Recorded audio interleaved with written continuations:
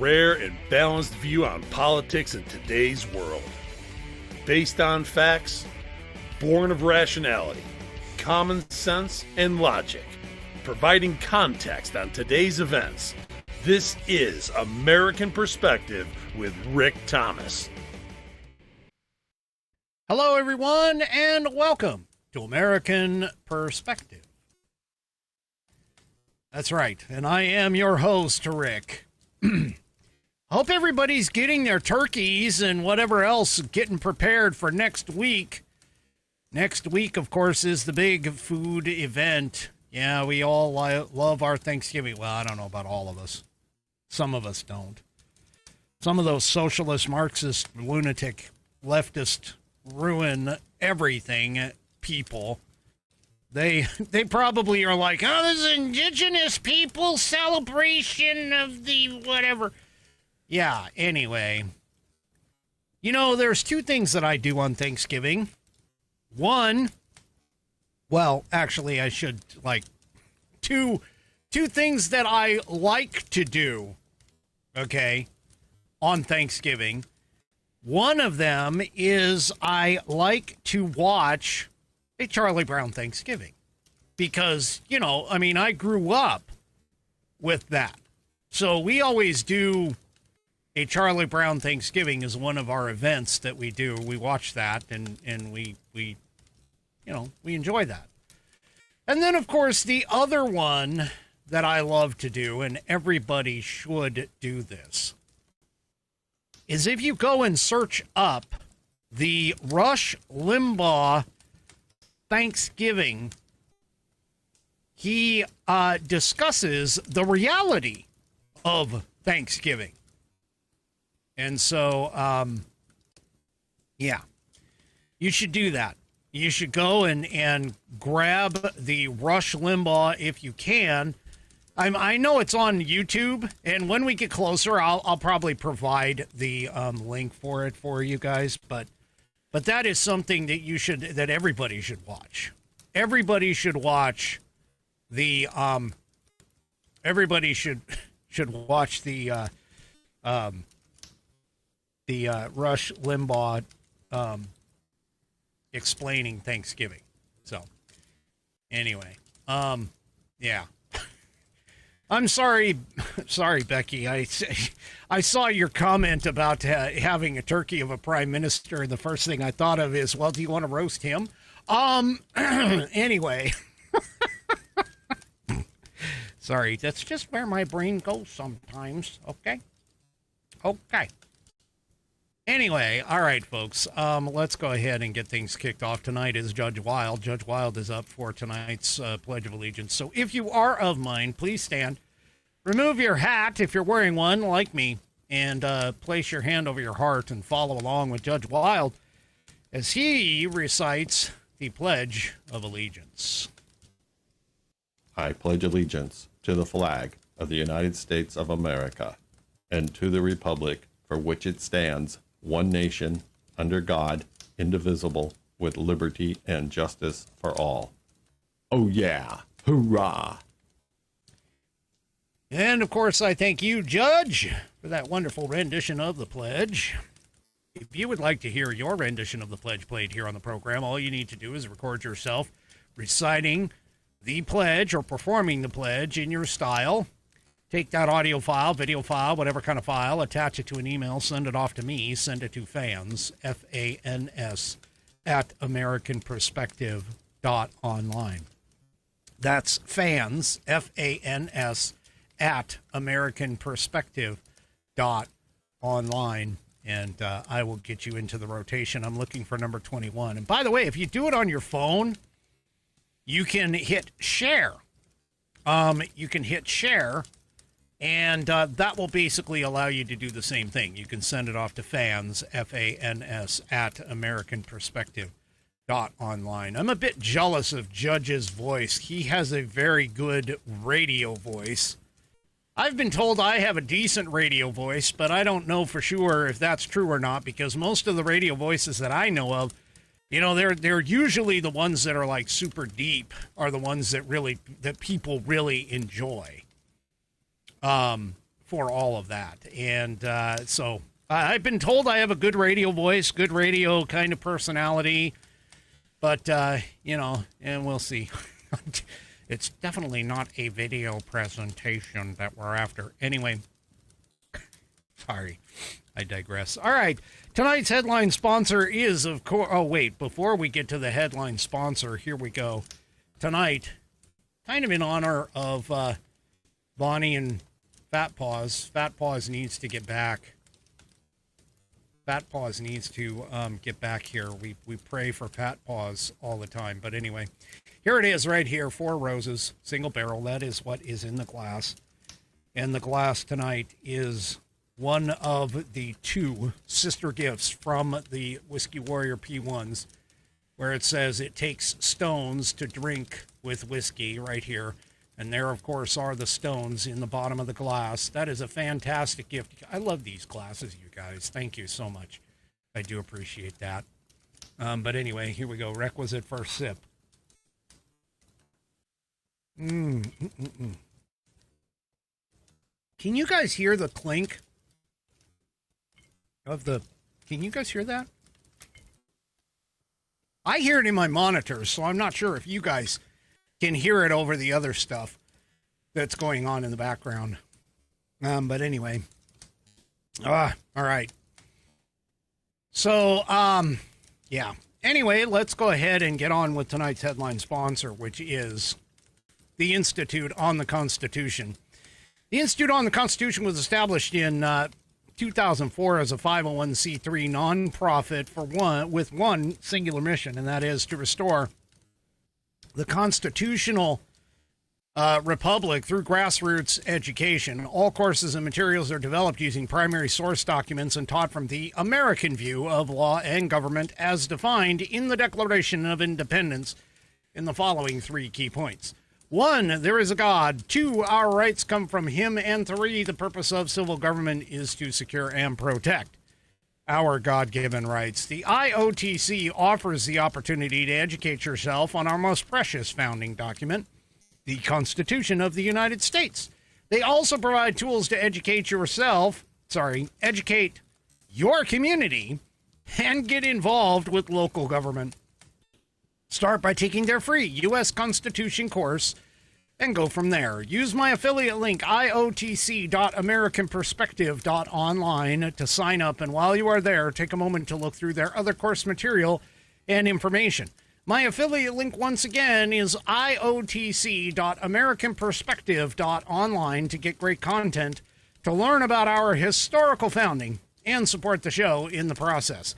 That's iotc.americanperspective.online. Or if you just want to purchase this fabulous Saddleback leather-bound U.S. Constitution to support the show, go to constitution.americanperspective.online. Whoa, what was that? Wow, that was weird. A flash of some kind. Anyway, let's take a look. This is 1/8 of an inch of Saddleback leather wrapped around pages, and water and tear resistant. And look at this binding, no cheap glue here. It's stitching all the way through the leather and the pages contained within. It's got a 100-year warranty. Got a 100-year warranty against materials and manufacturing defects, such that such that if something does go wrong with this, I'm sorry, I'm getting like updates right over here. So anyway, I'm getting updates in the chat of all kinds of stuff. I just didn't want to. Anyway, let's continue with this. Gotta get through this spot here, people. It's got a 100-year warranty against materials and manufacturing defects, such that if something does go wrong, you can send it back to the manufacturer and they will either fix it or replace it for free. It is buddy tested, buddy approved, Billy tasted, Billy approved. My youngest whiskey warrior has confirmed that the information contained within will help you to study for your civics badge in Scouts, as well as your civics exam if they still have those. Go to constitution.americanperspective.online and get yours today. Also, don't forget to check out the rest of the Institute on the Constitution's offerings, as I have a Wonderful. They have all kinds of stuff, plethora of stuff that is really good information. You should check them out. Go to IOTC.AmericanPerspective.online to go and check them out today. And I thank them for allowing me to be an affiliate. All right. Is my stalker taking pictures of me? There's nobody here. So I don't know where that came from. I really don't. Yeah. I'm going to have to look that up, Ms. T. That is definitely interesting. But anyway, I have no idea what happened here, folks. It's just like all of a sudden I got a flash. I know you guys saw it because I saw it in the video monitoring that I'm doing over here. I saw it. So I know that you guys saw it. So, yeah. Anyway. All right. I'm going to have to look that up, though, because that is definitely interesting. Hopefully that is true across the board. All right, let's go ahead and get to tonight's first segment, which, of course, is On This Day in American History.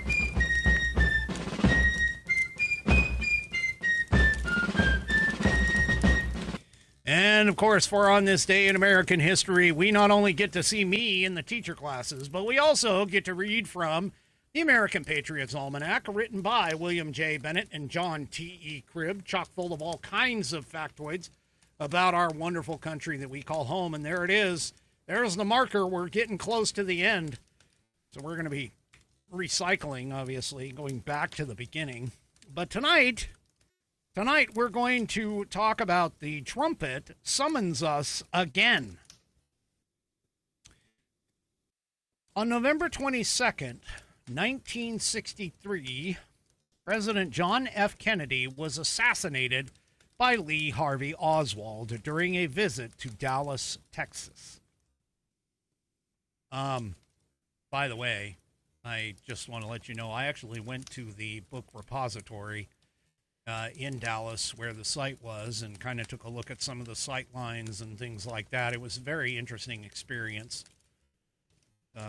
Anyway, if you get a chance to, you probably should. It's very interesting to see where this occurred.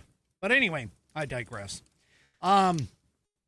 This somber anniversary is a good time to remember the stirring words the young president offered the nation in his inaugural address less than 3 years before his death.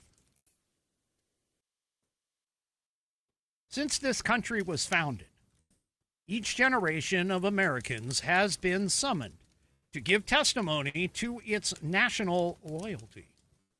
The graves of young Americans who answered this call to service surround the globe. Now, the trumpet summons us again. Not as a call to bear arms, though arms we need. Not as a call to battle, though embattled we are. But a call to bear the burden of a long twilight struggle, year in and year out, rejoicing in hope, patient in tribulation. A struggle against the common enemies of man, tyranny, poverty, disease, and war itself.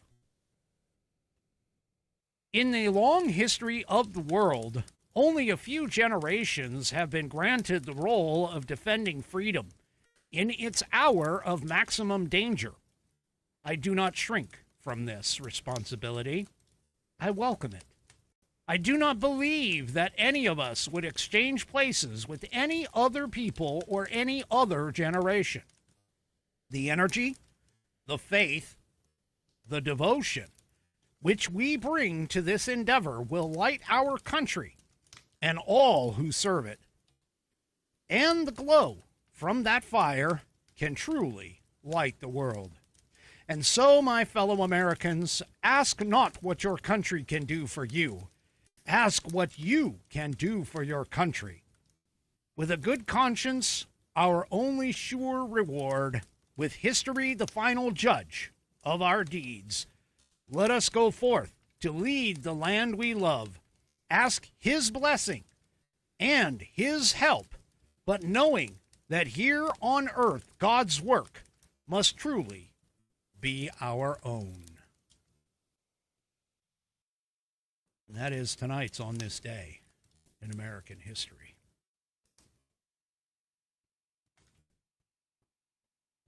You know, I got to tell you, folks, and tonight I'm going to be talking a little bit about this, but I got to tell you, there's one thing that seems to be occurring across the United States.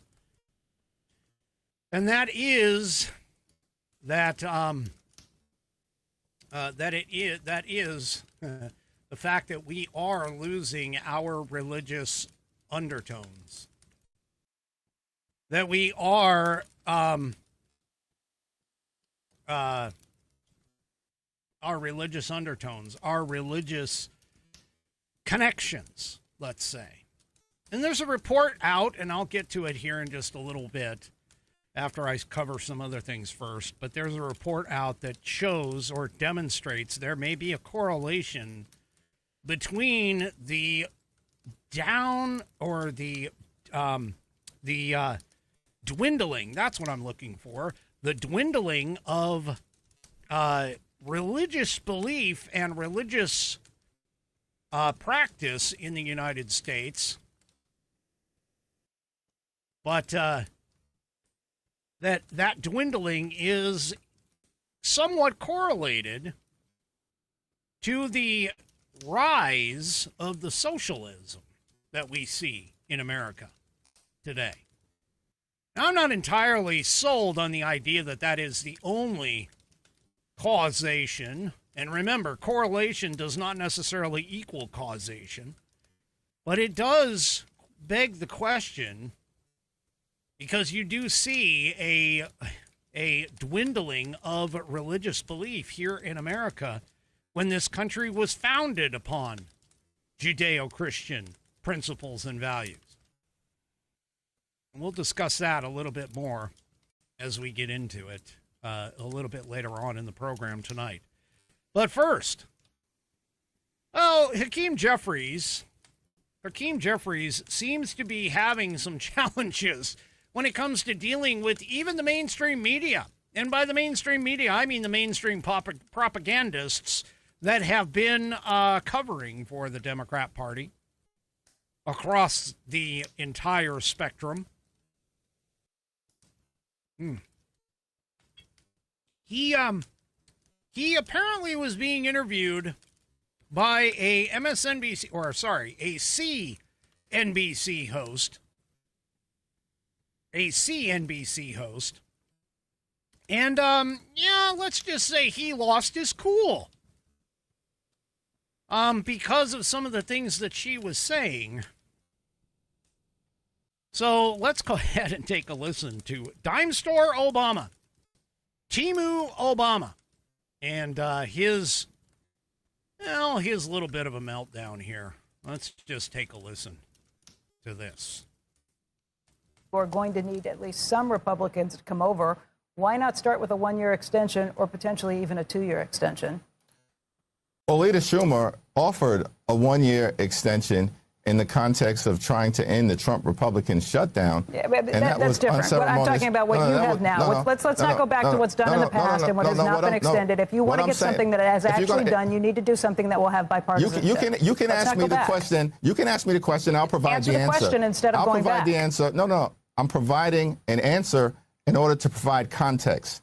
Republicans have repeatedly refused to take yes for an answer. It was a very reasonable multi-year extension that was offered. It was a one-year straight extension plus a multi-year process through a bipartisan commission to more permanently resolve the Affordable Care Act issue. So having that context is absolutely important, regardless of what you may think. It's important context to make me realize that I don't think you want to get a deal done. I think this is something where you'd like to see the rates go higher and allow the Republicans to hang themselves with that. Is that the answer? That's absolutely a ridiculous assertion. And really, shame on you. 3 years is not going to get passed, so what do you do? Shame on you for saying that. Because we're fighting. It's not a partisan issue for us. In fact, the states that are most impacted as it relates to an Affordable Care Act tax credit expiration are all Republican states. We're talking about West Virginia, Wyoming, Alaska, not contesting that. Mississippi, right? Tennessee. Over and over and over again. We can go through the list. That's why you probably have some Republicans who would sign on if you guys could come up with something that actually looks like a bipartisan deal. Listen, this is not a partisan fight for us. It's a patriotic fight. We're fighting for every constituent, even if Republicans aren't necessarily fighting for their own constituent. We want to find a bipartisan path forward. And that is what we've repeatedly indicated we want to do. Like, we want to sit down and have a reasonable discussion, find common ground to address this issue. Now, Republicans said in the House they were willing to deal with the Affordable Care Act tax credit issue after the government funding agreement was reached. Well, now the government shutdown is over, and there's still been no conversations with House Republican leaders. Mike Johnson never said that. The leader never said that. You do have Republicans, though, who would agree with you on something if it was actually bipartisan in nature. That's what I'm trying to get at. Actually, Mike Johnson actually did say that there was always a plan to specifically deal with the expiration of the Affordable Care Act tax credits. In fact, he said that repeatedly. So I'm not sure what you're referencing. I think their plan is something that looks more like an HCA, which I'm guessing you would say is dead on arrival, too. If you wanted to set up these health care plans that are funded instead of going through the ACA, I'm assuming you would say that's dead on arrival, too, because there have been Republicans who've put that forward. Am I wrong in thinking you would not go along with that? What I'm saying. Oh, Hakeem Jeffries. Yes, folks. Yes, Hakeem. He is trying to revise. Now, let's be clear about this, okay? The Affordable Care Act by itself, is a failure. If it does not gain subsidies from the federal government, it will, like everything else that government touches, fail. It will fail. And the idea of even extending these tax cuts. Now, keep in mind, he kind of glossed over this, and unfortunately she didn't call him out on it, but he kind of glossed over this. The tax cuts are not the tax cuts that were originally put in with the ACA. These are the extended tax cuts that came from the COVID years.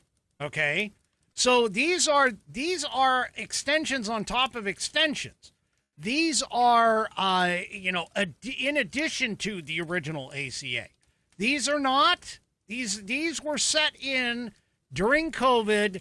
They were set to expire at the end of 2025. The Democrats have had, and by the way, they're the ones that did it under Biden when they had control of the House and the Senate. Under Biden, they are the ones that set it to end at the end of 2025, and now they're sitting here trying to complain about it.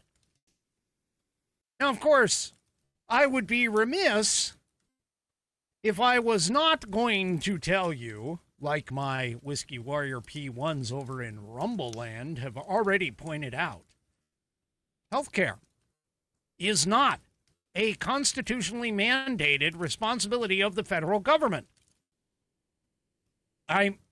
It's not in Article 1, Section 8. It is, therefore, falls to the 10th Amendment, which basically means that the states are the ones that are supposed to take it. Of course, the problem is that once you have a subsidy kind of program like this, it's really difficult to try and explain to people because, let's face it, if you're getting handouts and you're able to, stay home and kind of freeload, it's a little hard to get rid of the freeloaders. And I'm not saying that everybody freeloads, but I'm just saying whenever you're given some kind of a program like this, even if it's supposed to be temporary, like Social Security was, okay, even if it was supposed to be temporary, it never ends. You cannot trust the government to essentially say, hey, this is a temporary program just to get us over the hump. Yeah, it never ends. Because once it's in place, it's almost impossible to dig it out. Because there are people who end up depending upon it, even though they shouldn't. And they end up depending upon it. And because they end up depending on it, No politician in their right mind is going to be the one who's going to say, you know what, it would be you'd be better off without it. They're not going to do it. It's the exact same thought process with the idea of term limits, or realistically any other constitutional amendment that would come into play in order to create things like those term limits.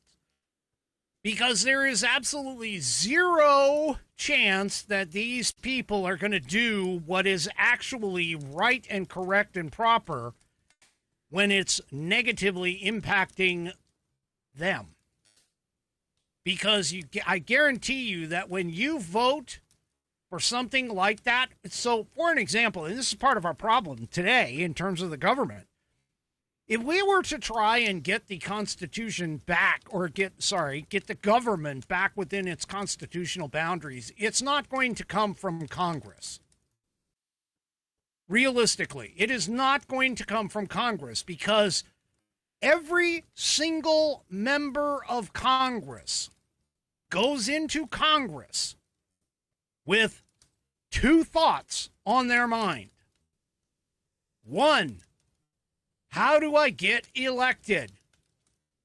And once elected, two, how do I stay elected? When you go up against social programs, when you go up against things that people think and claim to know, claim to be like, you can't vote against the ACA, man. Millions and millions of people are dependent upon that.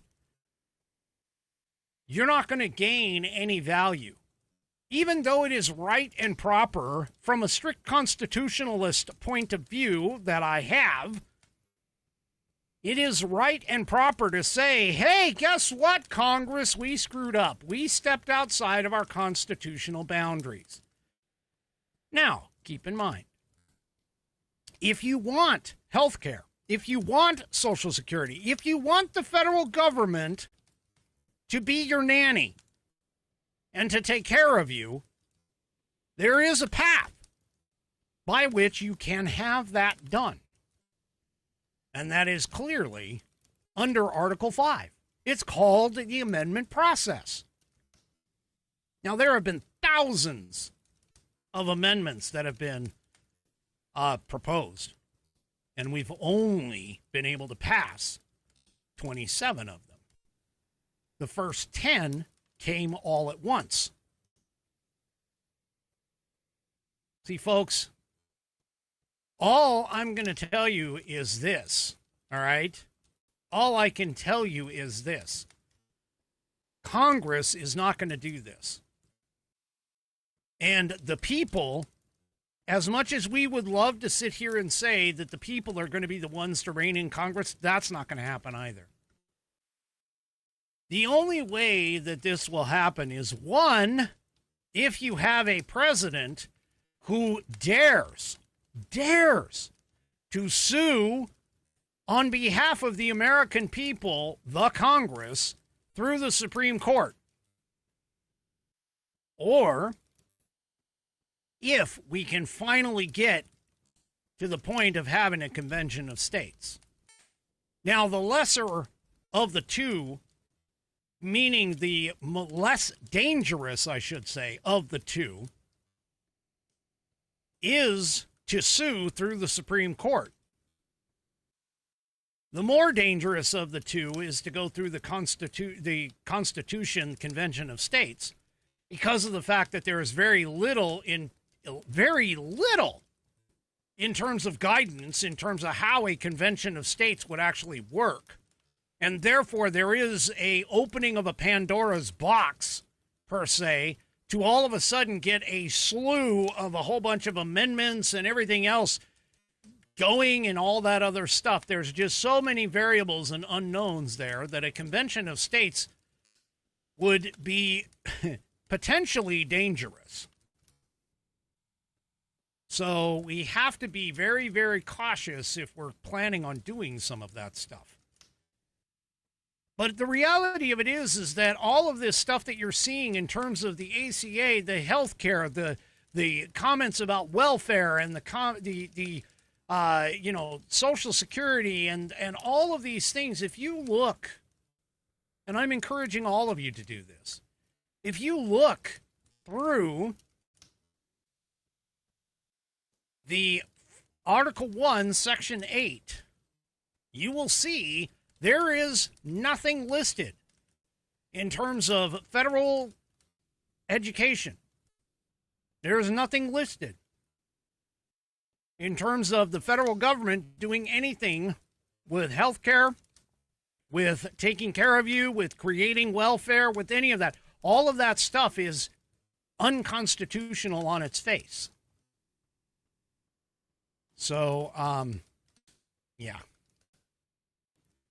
These guys, and I'm just going to tell you, this is not going to happen. Personally, I hope that Congress comes at an impasse and basically lets these subsidies expire, lets these things expire, the COVID subsidies expire, because then that puts the ACA in some dangerous waters.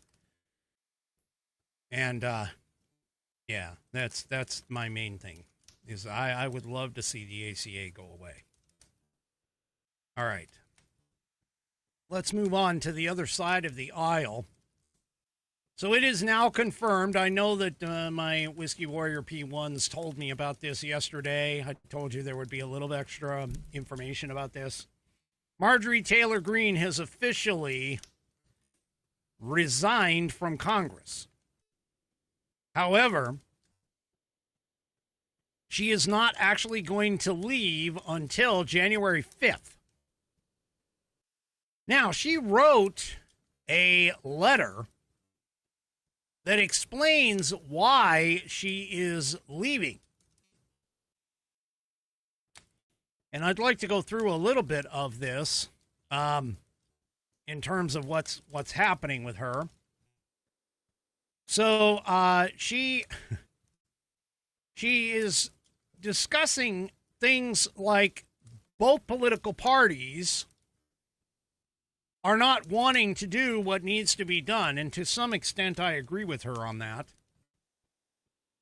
She says Americans are used to the political industrial complex from both political parties, election cycle after election cycle, in order to elect whichever side can convince Americans to hate the other side more. She says, and the results are always the same. No matter which way the political pendulum swings, whether it's Republican or Democrat, nothing ever gets better for the common American man or woman. Well, that's because we're outside of our constitutional boundaries. She calls out the debt. She says the debt goes higher. She also mentions that corporate and global interests remain Washington's sweethearts. That is correct. They are. And that is because of the fact that the Supreme Court ruled that a corporation is considered a constituent and can donate to political parties. Prior to that Supreme Court decision, corporations were not allowed to donate. It was all personal donations. And me personally, I say corporations can't vote. So if a corporation can't vote, that means they can't contribute to political parties. And, folks, yeah. I mean, I think that if you got rid of all of the corporate money, we've already gotten rid of a bunch of the NGO train for the Democrats. That's been shown because the Democrat Party, the DNC, had to take out a $15 million loan. They only had $3 million of cash on hand, and so they wanted to have a larger bunch going into the midterms, and so they took out a $15 million loan. Well, of course, it doesn't help when your candidate for president spends $20 million more than what was in the coffers. Causes you to go in the hole. Anyway, but she had never paid it. But she, as far as I know, she hasn't paid it back yet, which is pretty much what you see in terms of the DNC. The DNC having to borrow $15 million. But anyway, I digress. She continues to say Obama, what am I saying? American jobs continue to be replaced, whether it's by illegal labor or legal labor, by visas, or just shipped overseas. She talks about small businesses being swallowed by big corporations. Now, no offense to her, okay, but none of that, realistically, none of that is part of the federal government's responsibility. The everyday business of this country is outside of foreign trade, is in the hands of the states. So once again, she is kind of pointing out a few things here. She's pointing out a few things here that are not constitutional, that apparently happen all the time. So, I mean, keep an eye on that. Anyway, she continues. She says, America's hard-earned dollars always fund foreign wars, foreign aid, and foreign interests. Yep, none of that is supposed to be happening either. I don't see anything in Article 1, Section 8 that covers us giving America taxpayer dollars over to foreign entities. Yep, anyway. She says the spending power of the dollar continues to decline. Well, I hate to tell you this, Marjorie Taylor Greene, that's actually baked into the cake. When we went away from the gold standard, yeah, that's actually baked into the cake. So, yeah. She continues and kind of talks about, how Americans can no longer survive on a single breadwinner's income. Both persons must work. She goes, many in my children's generation feel hopeless for their future and don't think they will ever realize the American dreams. Well, that's because you're focused on the wrong place. You need to focus on things like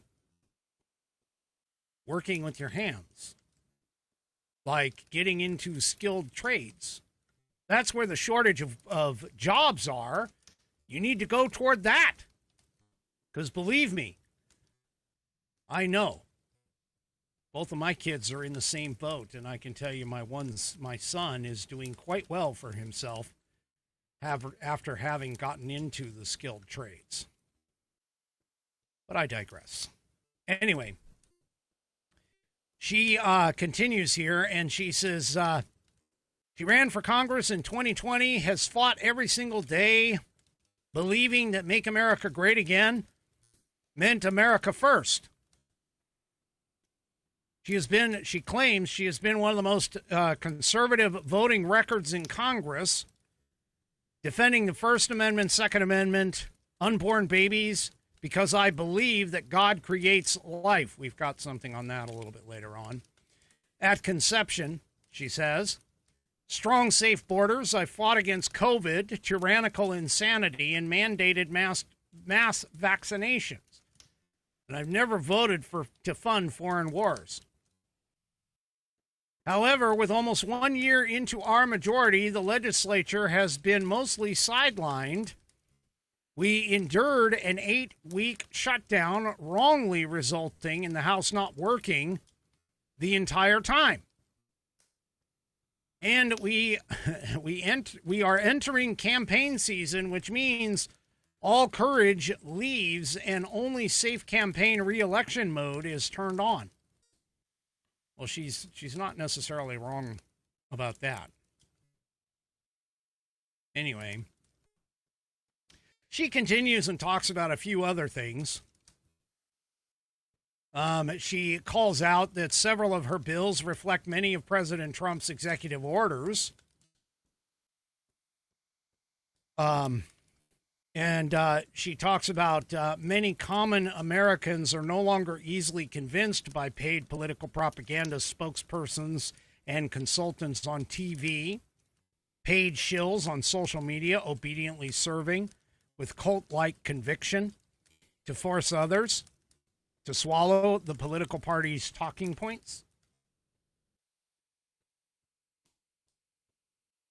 She continues on where she talks about grocery bills and credit card bills and debt and so on and so forth, which I'm just going to point out a lot of that, honestly, it does have a lot of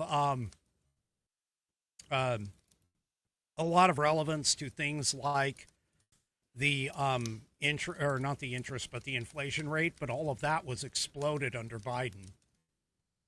So I'm not exactly sure where she's going with that, but okay. She does talk about college degrees that they were told to earn only left them with in debt. Well, that's their own fault. No offense. I'm sorry, but one of the things that I did pass on to my children is I basically said, because you've experienced COVID, because they experienced COVID, my son went through COVID in his senior year of high school. And I looked at him and I basically said, hey, you really want to know where the best jobs are? The most desired jobs, the ones that people absolutely cannot live without. And that you will be in high demand no matter what happens. Just look at what shut down and what didn't shut down during COVID. Things like electricians, plumbers. Yeah, again, you're looking at the skilled trades. Things like the healthcare. Again, most of the time, that's a skilled trade. But what did shut down? Well, things like restaurants, other non-essential personnel. That's what you need to pay attention to. You need to pay attention to the things that stayed open during that pandemic, because that gives you an idea of where the money is going to come from. But I digress. She talks about representing the 14th district in Georgia for 5 years. She kind of talks a little bit about that. She talks a little bit about bringing taxpayer dollars back home. Well, okay, I'm just going to point this out. Taxpayer dollars should not be coming back home to the states. Taxpayer dollars are supposed to be used at the federal level. That's it. Anyway. Let's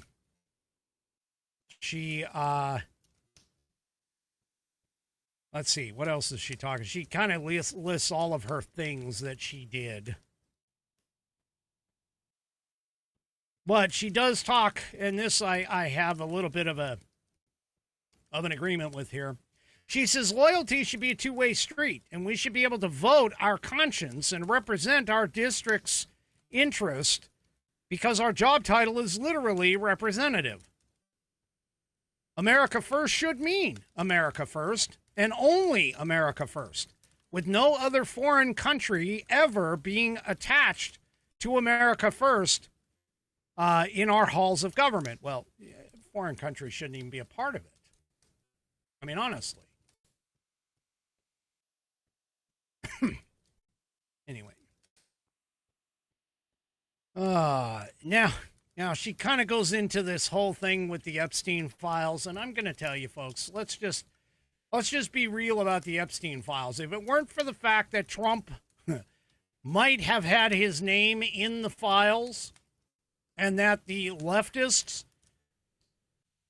have been trying to get Trump on all kinds of things that they could have potentially gotten Trump on with the Epstein files. Otherwise, they really don't have any reason. There's nothing federal about this. There's nothing federal about the Epstein files, okay?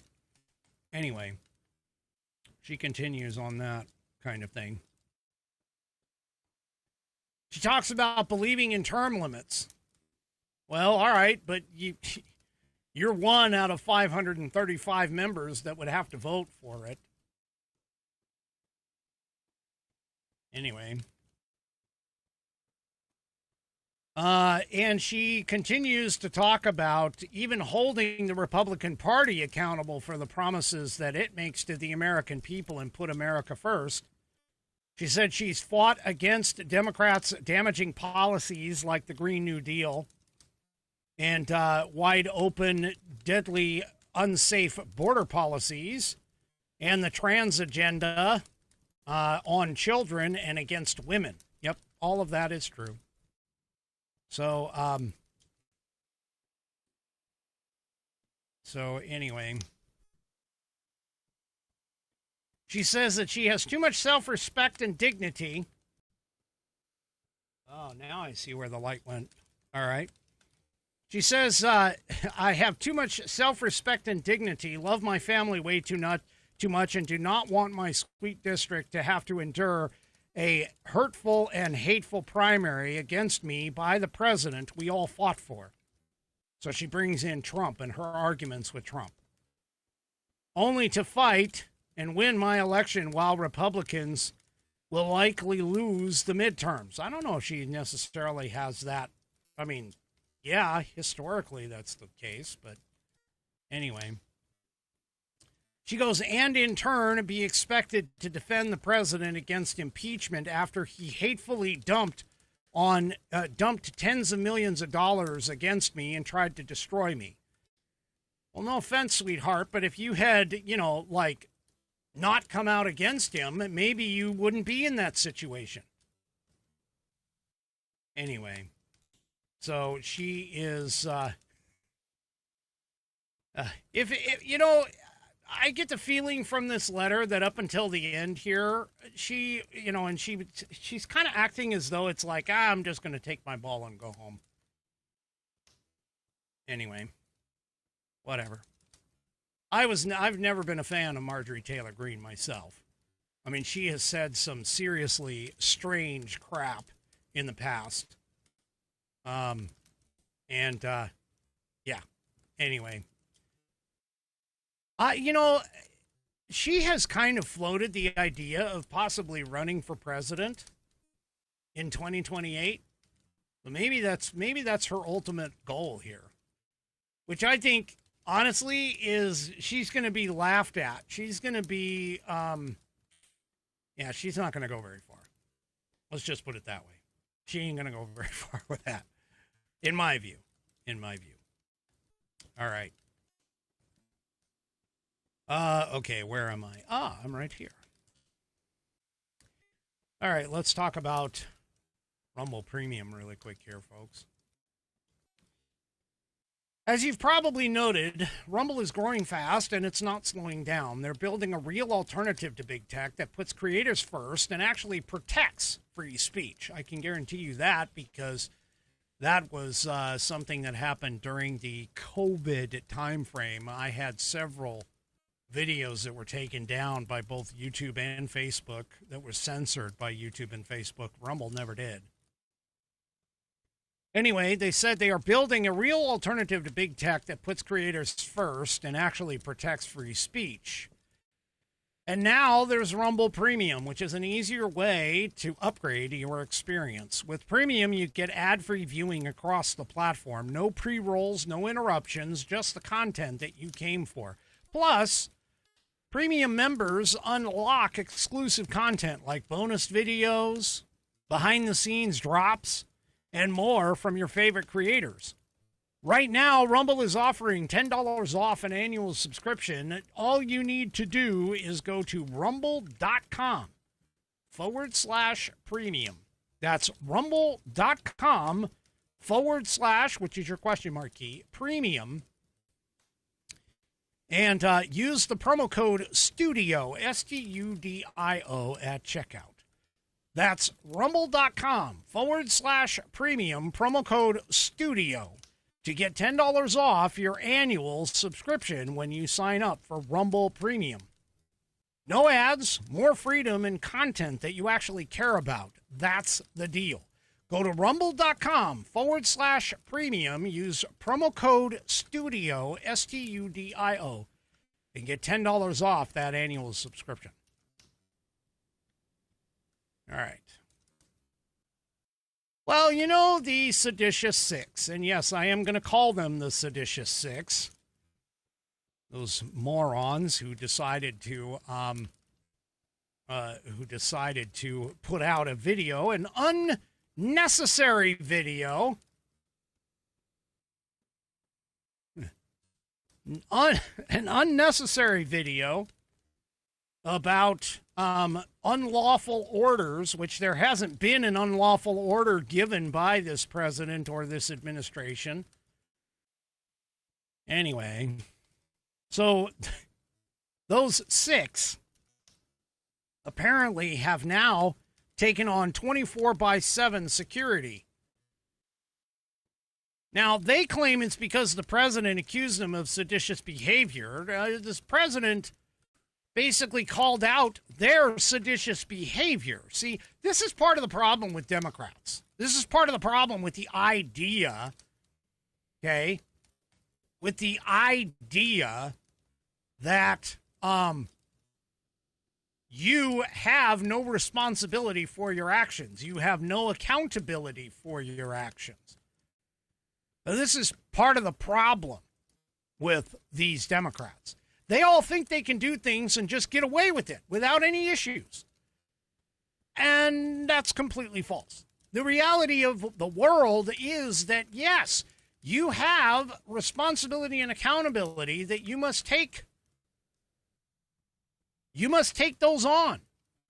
And to sit here and say that, oh, yeah, you know, I put this thing out, this video out, and I didn't think that people were going to take it the wrong way. Well, what is it that you're always told with regards to things like sexual harassment or harassment of any kind? It's not the transmitter of the communication that is the problem. It's how the receiver receives it. And so if you send out a message and the receiver, the recipient, takes it the wrong way,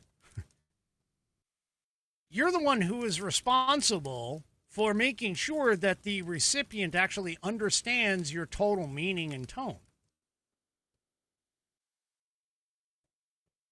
Now, this is part of the problem, is that this actually is seditious behavior.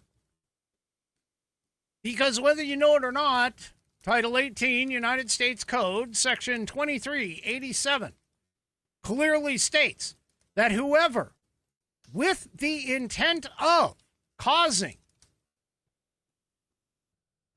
the erosion of morale, causing disloyalty, causing any of these kinds of things that are out there, insubordination and things of that nature, with that intent to do so, even if they attempt, it's an attempt to do so, which I'm telling you, this video falls right into that. Because if you look at any of Mark Kelly's posts about this president, he has been extremely critical of the president. He has been extremely critical of the president's actions. He actually has and believes, I'm sure, that all of these deployments are illegal, even though they're not, and they've been upheld by SCOTUS and appellate courts across the board. This is nuts. This is crazy. But according to the New York Post, the Capitol Police came to those 6 and said, we're going to put you on 24/7 security. Fine. That's fine. Now, they pointed out, and again, this is the point that I'm sitting here and I'm basically saying, guys, folks, there's no way you can misinterpret the intent here. Because of their quote, right now, the threats to our Constitution aren't just coming from abroad, but from right here at home. Where the hell do you think that was coming from? I mean, what other intent could you come with that? What other intent could you peruse? Could you presume from that? Other than, hey, Mr. and Mrs. Military and intelligence officers, don't forget, You know, you swore an oath to the Constitution of the United States. And the threats are coming from right here at home. What are you supposed to infer from that kind of a statement? That kind of a suggestion? I mean, anybody reasonable who is smart enough to sit here and look at this and go, you know, there's only one person that these people could be referring to right now, and that would be the President of the United States, because all of the Democrats have been all they've been talking about since this president has been elected is how he is doing unconstitutional things, how he is doing all these unconstitutional stuff. Now, the deployment of the troops is unconstitutional when it states right in the Insurrection Act, as an example, that when the local law enforcement either cannot or refuses to uphold federal law that allows for the deployment of the troops. Seems pretty straightforward to me. Seems pretty straightforward. I mean, you would have to have a serious problem with with English comprehension to not understand that. I'm just saying. And here they're sitting there and they're talking about, we want to speak directly to the military. Well, who the hell? Seriously, we want to speak directly to the members of the military and the intelligence community. And then you follow up with, right now, the threats to our Constitution aren't just coming from abroad, but from right here at home. What other sort of intent could you really come up with on this one? And then when you have somebody like Crow who goes on public television and says, well, you know, all of our military members are very well versed in the idea of unlawful orders. They get trained on it all the time. I personally, when I was in the service, gave training on it. So then what was your point in doing the video then? You're sitting here touting all of these wonderful and smart people and they know what they're doing. Then what was your point? The only point that a reasonable person could come to is that you, with your other 5 cohorts, were attempting to sow division in the military and intelligence communities against the commander-in-chief. There is no other way to interpret that. Nothing. There is no other way to do this. Especially when you say, not that you can refuse, but you must refuse. Yeah. Anyway.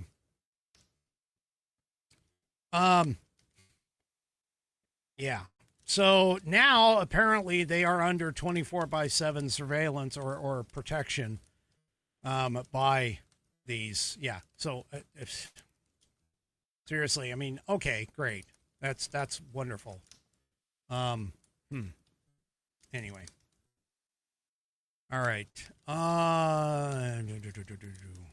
So, in the redistricting effort, we're going to shift gears here. So, in the redistricting effort, we've had a couple wins here recently. So, I told you that the likelihood, and I mean, if anybody follows me on social media, there was a judge or a panel of judges who decided that Texas's redistricting was done under or for racist reasons, when it was actually done for political gain. Now, keep in mind, political gain is not illegal. Gerrymandering itself is not illegal. As much as it should be, it's not. And whoever happens to have the power of the state legislature at the time that the redistricting comes up will likely redistrict things to their advantage. That's just the nature of the beast. So unless you get rid of gerrymandering altogether across all 50 states, you are not going to be able to necessarily correct this unfortunate. Is it unethical? Sure. I would agree. It is totally unethical. You want to do your districting properly, you should only consider one thing, and that is population. That's it. Ignore how they vote. Ignore what color their skin is, their ethnicity, their religion. Ignore all of that. All you need to do is just go off of population. That's it, in order to do this right, proper, and fair. But unfortunately, that isn't the case. And Texas redistricted, by the way, they did it because their first map was torn down by the courts, so they redid it again, and now this one was supposedly torn down by the courts, except there's only one problem. And this was a very short-lived jumping up and down by the left, who was just absolutely wetting themselves in happiness over the Texas map being called out like this. Well, SCOTUS said, yeah, the map stands the way it is for right now. So, yeah. The United States Supreme Court stayed a lower court order tossing the Texas redistricting maps that were passed over the summer, which potentially increased Republicans' chances of gaining more congressional seats in the Lone Star State. Alito pointed this out. And the lawyers for Texas had asked the court earlier on Friday to issue a stay and effectively let Texas return to the maps that it had passed over the summer. Justice Samuel Alito granted the state's request for an administrative stay, which means the lower court ruling is now on hold until the Supreme Court takes further action. Now, keep in mind, the Supreme Court is already thinking about and considering the Louisiana redistricting case, which could result in removal of what's called Section 2 of the Voter Rights Act, or I should say Voting Rights Act, which covers the use of race as a criterion for redistricting, ensuring representation by skin color and not by any other criterion. So my guess is that the SCOTUS is probably going to hold on this until the next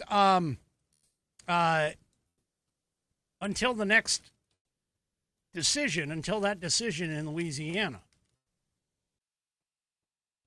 Now, excuse me, Alito basically said, yeah, this is going to be on hold until the Supreme Court takes further action. Texas asked the high court to stay the lower court ruling on a longer-term basis by December 1st, noting that the deadline for candidates to file for next year's primary elections is December 8th. Now, that's a state setup. So Alito directed the plaintiffs who sued Texas to file their response by Monday afternoon. He wrote, "It is ordered that the November 18, 2025 order from the United States District Court for the Western District of Texas is hereby administratively stayed pending the further order of the undersigned of the court." So, yeah. Again, folks, the only thing right now that is standing in the way, mostly in the way of what's going on, is this very constitutional Supreme Court. Well, the Republicans got another win as well on Friday, too. Federal judges on Thursday upheld several U.S. House districts that North Carolina Republicans drew back in 2023 that helped the GOP gain additional seats in 2024. those federal judges rejected the accusation that the lines unlawfully fractured and packed black voters to weaken their voting power. Again, folks, I'm telling you, this is 2025. The Democrats have one thing that they constantly go after. That is identity politics. You have to fit. For a Democrat to even relate to you, you have to fit in some sort of an intersectionality box. And if you don't, for an example, you're a white male over 40, Christian, you don't count to them. And so what's going to happen here, honestly, and I seriously think that SCOTUS might actually do this. I really hope they do. That they might say, okay, enough is enough. Back in 1965 and, 1970s, even into the 80s and potentially the 90s, yeah, we might have had a problem with race in America. But as of right now, it is not a prevalent issue. Does it occur? Sure, it still does. But it's not widespread. It's not prevalent. It is not necessary anymore. And they seem to be consistent with this messaging across everything. They've gotten rid of affirmative action in colleges. They've gotten rid of, and they're looking at getting rid of race-based, there's race-based redistricting. This is the proper way to go, folks. This is the direction that we need to head. Because as of right now, in this last election, it's no longer guaranteed that because you are a person of color, you are going to vote Democrat.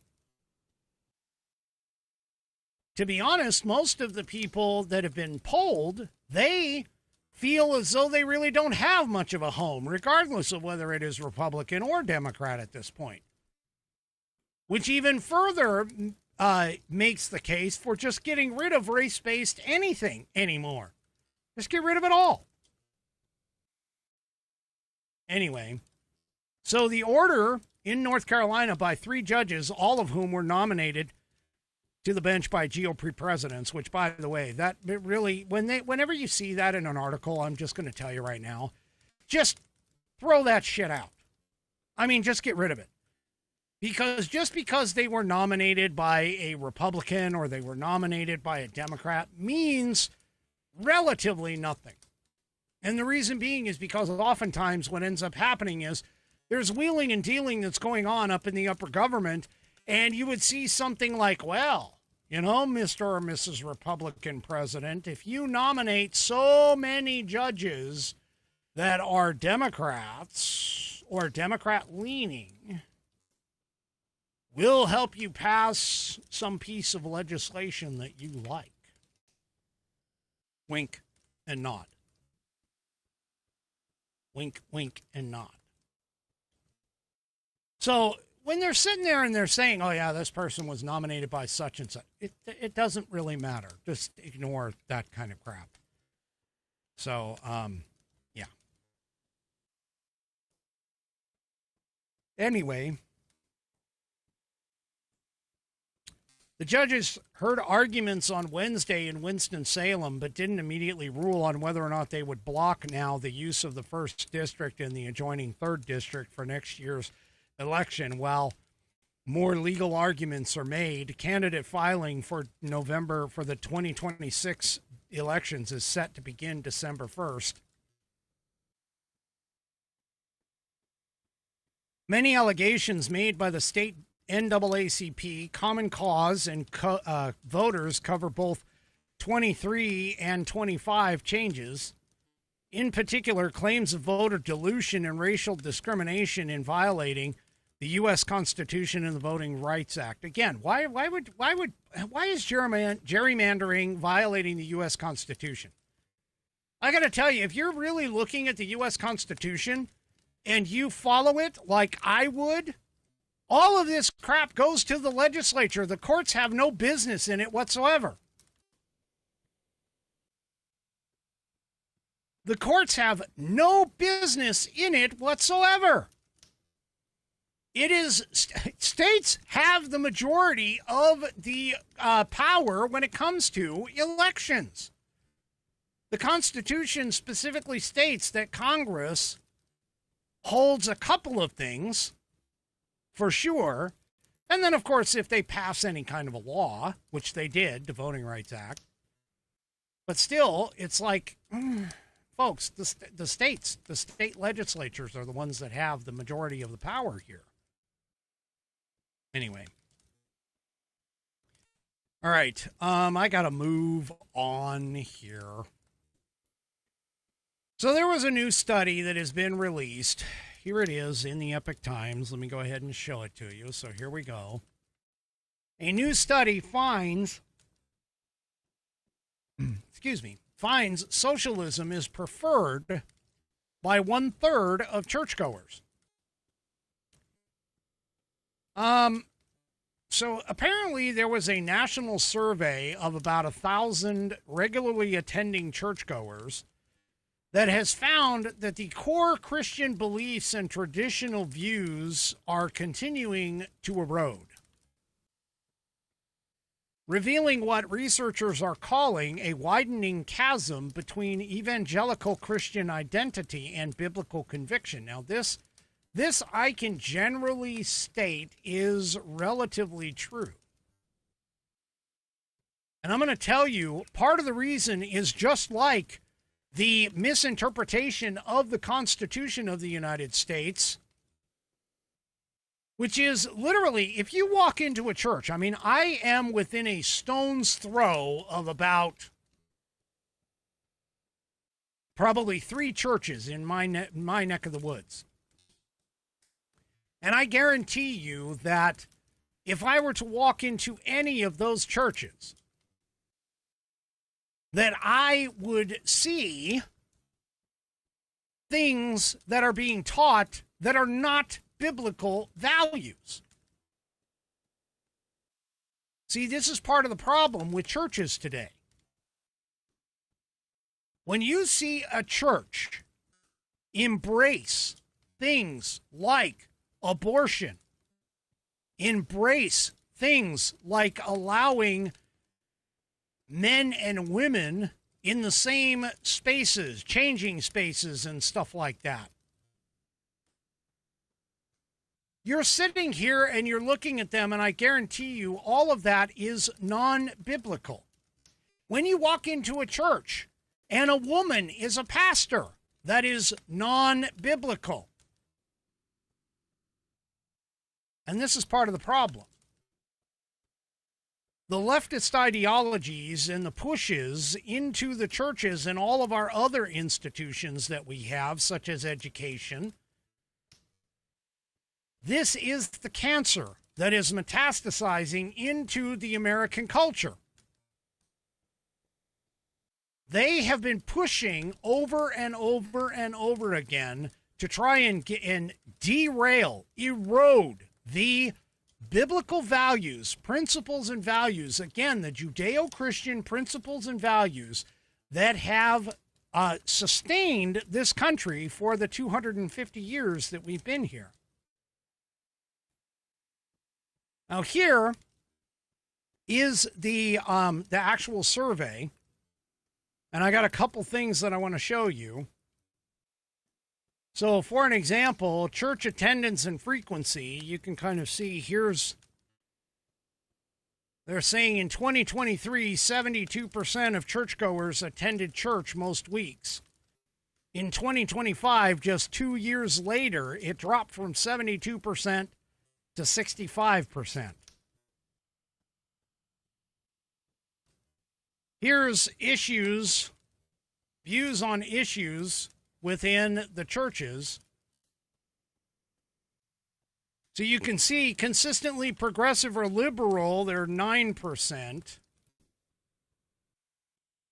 Mostly progressive or liberal is 11%. So that's 20% is progressive in this case. You look at the moderate levels, they've got 2 of them. Their moderates add up to 30%. So you've got 20% progressive, 30% moderates. You have 34% are conservative. And then you have these other categories like 10% who vary depending upon the issue.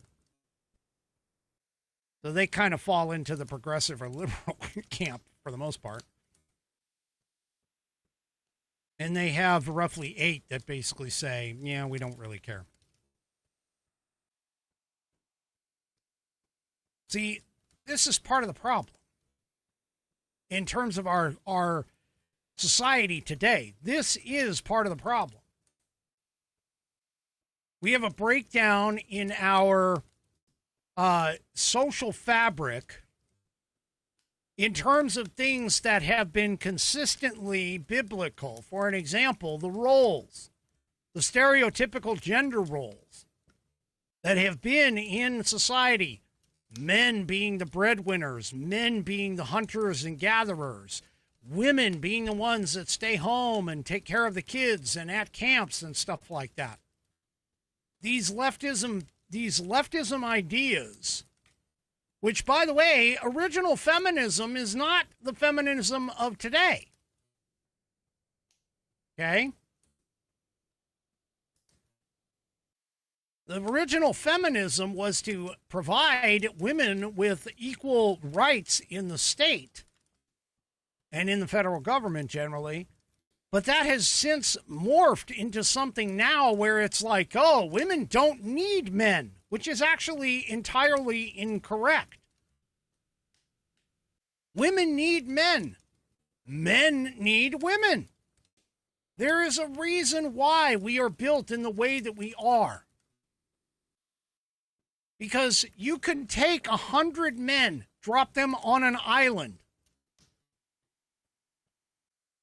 Watch what happens. They just basically age gracefully and die. Or maybe they don't age gracefully. I don't know. They end up dying. There's no continuation of the species. Do the exact same thing with women. Guess what? You drop 100 women on an island, a deserted island. In 100 years, guaranteed, you're just going to find 100 skeletons. The point of having men and women, male and female, is to procreate and continue the species. And the whole point in having gender roles in society is to benefit society. How many studies have we gone through that we have seen? Okay? How many studies have we seen where single-parent homes have a higher likelihood of having troubles and issues and criminal behavior and mental problems and all of these other issues that are coming into play? We have seen so many times, there have been so many studies, and every single one of them generally says the exact same thing. That men and women, in other words, the nuclear family unit is the most stable, provides the most opportunity for success.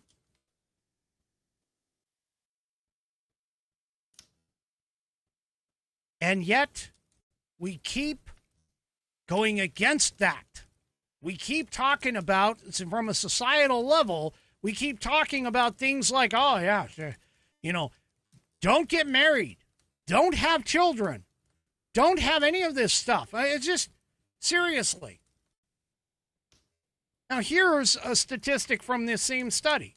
The percentage of churchgoers who actually claim biblical theism as their worldview. In 2023, it was 57%. In 2025, it's 43%. Biblical theism as their worldview. And they're going to church, where a church is supposed to teach you biblical theism as a worldview.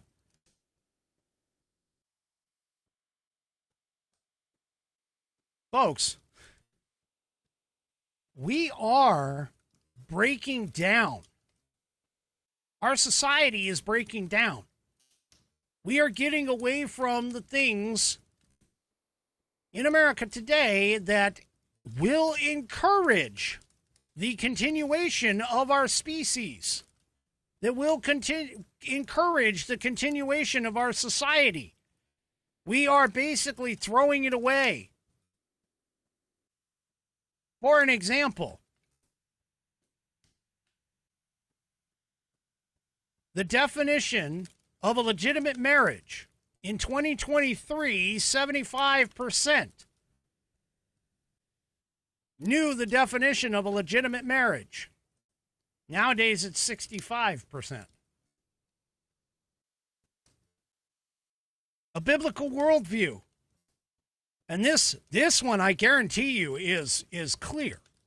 Because I've said it on this program, and I can and have pointed out biblical verses, Bible verses that talk about this, both in the Old and New Testaments.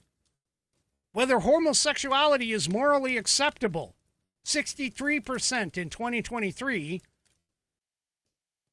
knew the answer being that homosexuality is not morally acceptable.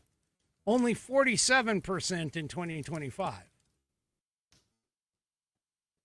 That it was clear and decisive in terms of how the Bible dealt with it. We're being taught that the Bible doesn't tell us whether or not homosexuality is morally acceptable or not. We're being told, again, this is not a biblical worldview that is being shown here. It is being eroded from the inside. And here's one. This is another one that is seriously. Here's another one. The morality of an abortion. The morality of aborting an unborn child. Back in 2023, 65% said that the Bible was clear and decisive on this. Today, only 51% say that it's clear and decisive. This is the erosion of our biblical worldview. This is and believe me, religion is upstream of culture and politics.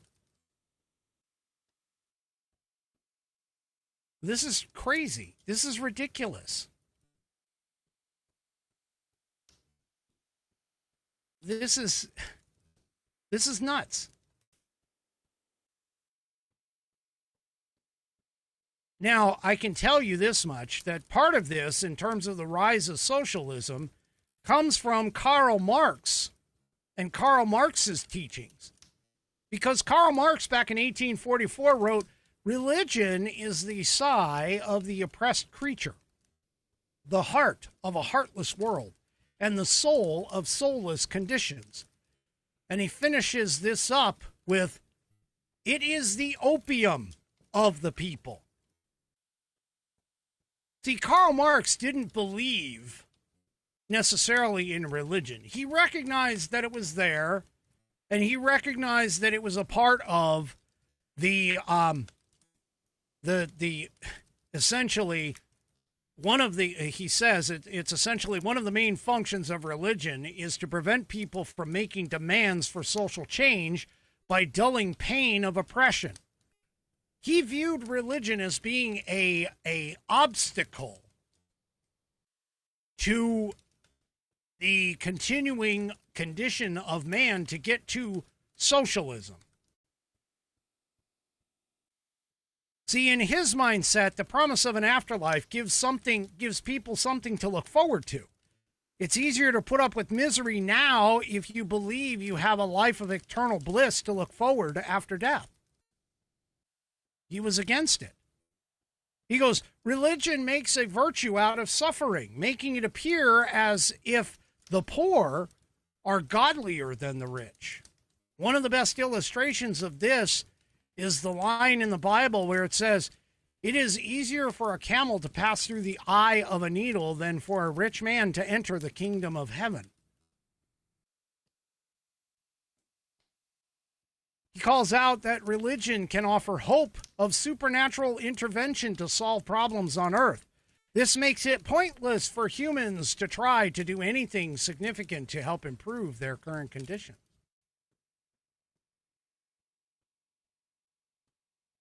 And he says religion can justify the social order and people's position within that order. And he pointed out a line in a Victorian hymn, All Things Bright and Beautiful, which talks about a rich man in his castle, a poor man at his gate. God made them highly and lowly and ordered their estate. He sits here and says, such lines make social inequality seem as if they are God's will and thus unchangeable.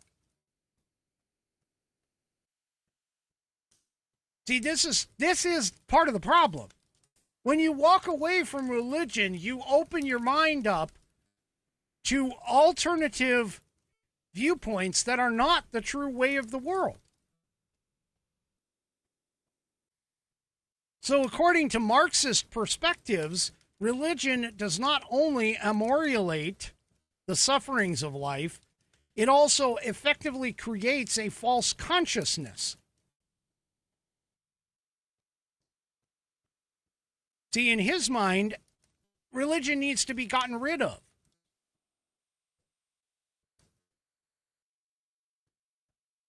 He says, quote, in religion, people make their empirical world into an entity that is only conceived, imagined, that confronts them as something foreign. He didn't believe in religion. He also believed that religion acts as a tool of social control.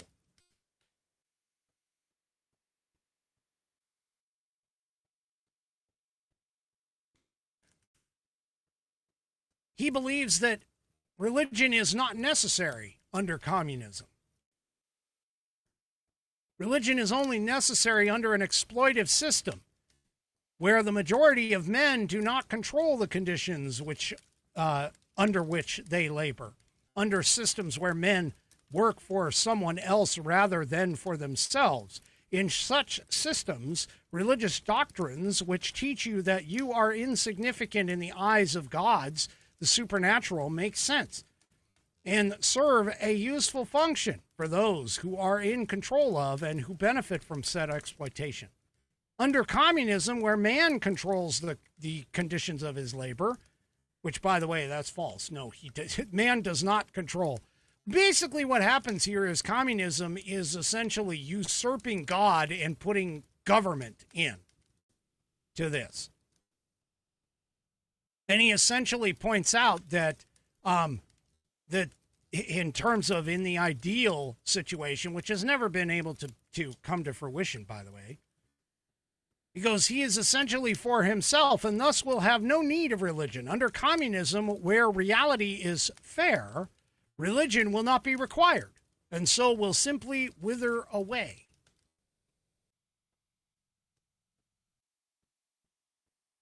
And this is part of the reason why this correlation is actually pretty accurate. See, the more that we walk away from God, the more that we walk away from our religious backgrounds and our religious history and our religious upbringings, the more we are able to fall into the idea that there will be something of man that can usurp God. This is the practice of the deceiver, is to be able to do that. Nothing can be closer to this than an example here in LifeZet.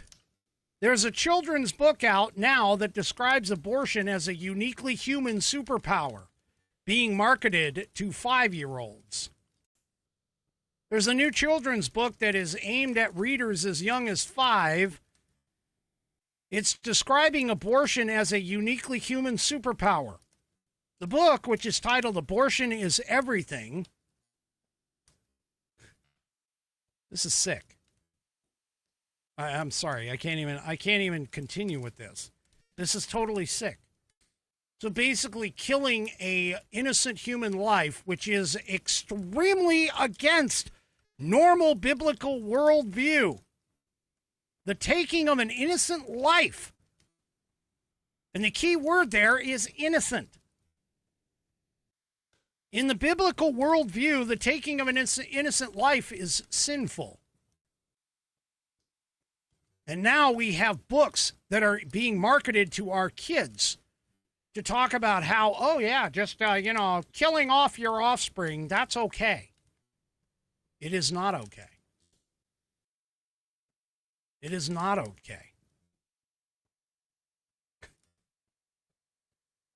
Folks, we are at a serious crossroads between the enemy that we have within, which I talked about last night, and now in terms of watching the erosion of our biblical worldviews and our values, our principles and values. All of this is tied together. The failings of our government with regards to the Constitution, the failings of our own societal problems when it comes to things like abortion, when it comes to things that should be morally and ethically wrong, and it's accepted. It's acceptable. This is going to be the downfall of our society. And as much as I would love to say that Charlie Kirk's death offered up a possibility of a revival, we are nowhere near where we should be in this revival, in this revivalist state.